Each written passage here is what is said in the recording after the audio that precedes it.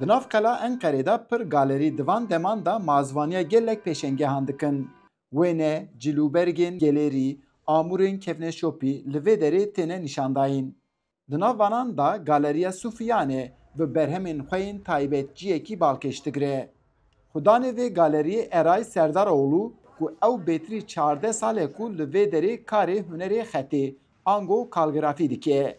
Serdaroğlu diyar dike ku ev hunerên xetê wek gelek pîşeyan ber bi windabûnê vadiçe.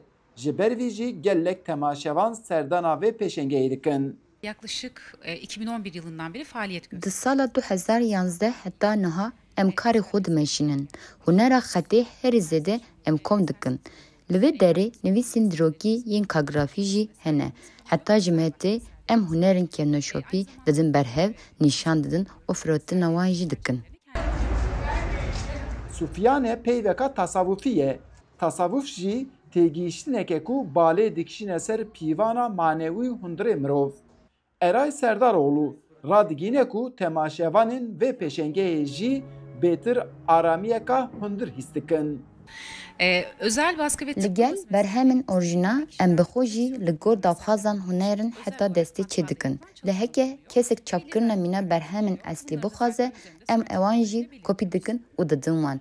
Temaşevanên vê pêşengehê jî gava li vê derê digerin xwe hestekî tasavvufî da dibînin.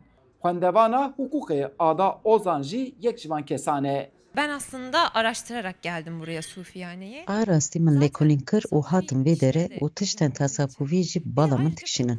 Ez dema di nav vê derê de digerim gelek kêf digirim. Li vir tiştekî din ji behnen taybet in. Ev jî şiklekî efsûnî dide ser vê pêşengehê. Di vê derê de ez xetin nav behna dirûkê de hîs dikim.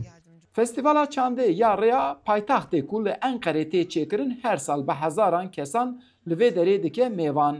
Eray Serdaroğlu dide zanîn ku ev festîval di navbera jenerasyona nû û berhemên kevn da dibe pireyek. düzenlenen Başkent Kültür Yolu Festivali. Li vê derê duyemîn carek ku festîvala Çandêya Rêya paytexê hate damezrandin. Ev jî balê temaşevanan dikişîne. Heta ji metê em ev hunerê kevneşop ji wan re didin nasin.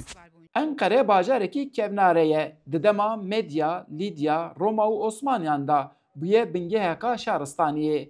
Ev rola Enqerê bi van berheman û pêşengehan cardin ji nû va tê te jiyandin. Eyüp Demir, Dengê Amerîka, Enqere.